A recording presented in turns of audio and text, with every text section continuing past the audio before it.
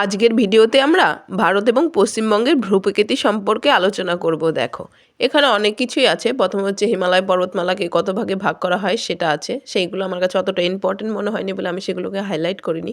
যেটা বেশি ইম্পর্টেন্ট মনে হয়েছে সেটা হচ্ছে হিমাদ্রি হিমালয়। সেখানে হচ্ছে মাউন্ট এভারেস্ট হচ্ছে পৃথিবীর সর্বোচ্চ শৃঙ্গ।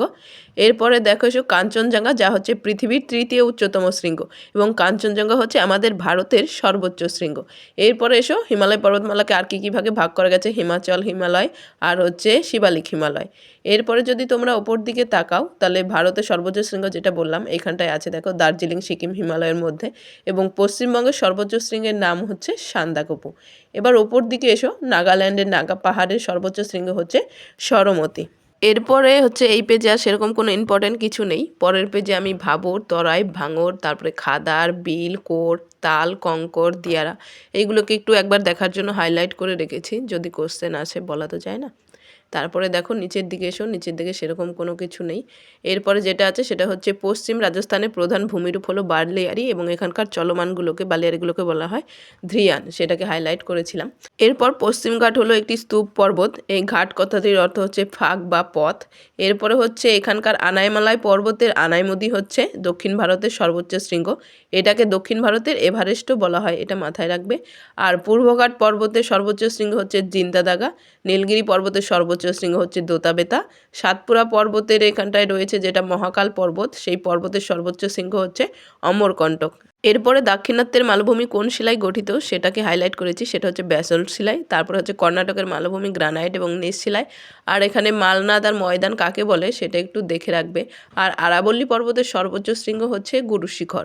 আর যমুনা নদীর পশ্চিমে গ্রানাইট এবং নীচ শিলায় গঠিত ক্ষয়িত ঢালযুক্ত উচ্চভূমিকে বুন্দেলখন্দ বলে, সেটাও একবার দেখে রাখবে। আর হচ্ছে ছোটনাগপুর মালভূমির সর্বোচ্চ পাহাড়ের নাম হলো পরেশনাথ পাহাড়, এটাও মাথায় রাখবে। গড়জাত পাহাড়ের সর্বোচ্চ শৃঙ্গ হচ্ছে মলয়গিরি। এরপরে পরের পেজে চলে আসো, এই পেজে আর সেরকম কোনো ইম্পর্টেন্ট কিছু নেই। তারপরে যেটা রয়েছে, গুজরাট উপকূলের কচ্ছের রানকে বলা হয় জলাভূমির দেশ, এটা একটা ইম্পর্টেন্ট কোশ্চেন। এরপরে চিল্কা হ্রদ কোথায় অবস্থিত সেটা হচ্ছে ওড়িশার উপকূলে, এটাও একটু মাথায় রাখবে। এরপরে হচ্ছে বঙ্গোপসাগরে ছোট বড় মিলিয়ে 572টা দ্বীপ গড়ে উঠেছে, সেটা মাথায় রাখবে। আর এদের মধ্যে সবথেকে উল্লেখযোগ্য হলো আন্দামান নিকোবর দ্বীপপুঞ্জ। এরপরে এসো, দেখো পরের পেজে এসো, সেখানে রয়েছে সিঙ্গলীলা পর্বতশ্রেণী কয়েকটি উঁচু শৃঙ্গ, যার নাম হচ্ছে সান্দাকফু। সান্দাকফু থেকে হচ্ছে ধ্রুবতারাকে বৃহত্তম কোণে দেখা যায়, সেটাকেও হাইলাইট করে রেখেছি আমি। আর নিচের দিকে সেরকম কোনো ইম্পর্টেন্ট কিছু নেই। এরপরে পাশের দিকে এসো, দেখো অযোধ্যা পাহাড়ের গোর্গাবুরু হচ্ছে দক্ষিণবঙ্গের সর্বোচ্চ শৃঙ্গ।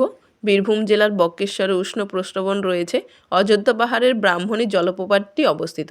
এরপরে দেখো উত্তরের পার্বত্য অঞ্চলের পাদদেশে তিস্তা নদীর পশ্চিমের সমতল ভূমিকে তরাই বলে, যেটা হচ্ছে দার্জিলিং এবং আলিপুরদুয়ারের কিছু অংশ। তিস্তা নদীর পূর্বাংশের সমভূমি হচ্ছে ডুয়ার্স নামে পরিচিত, যেটা হচ্ছে জলপাইগুড়ি জেলার অধিকাংশটা পড়ছে। এরপর এই পেজে সেরকম কোনো ইম্পর্টেন্ট কিছু নেই। আর পরের পেজে যেটা আছে সাইলেন্ট ভ্যালি, সেটা হচ্ছে কেরালার নীলগিরি পর্বতে অবস্থিত। এবং পশ্চিমবঙ্গের দীর্ঘতম সেতু হচ্ছে জয়ী, যেটি কোচবিহার জেলার হলদিবাড়ি থেকে মেথলিগঞ্জ শহর পর্যন্ত যুক্ত করেছে।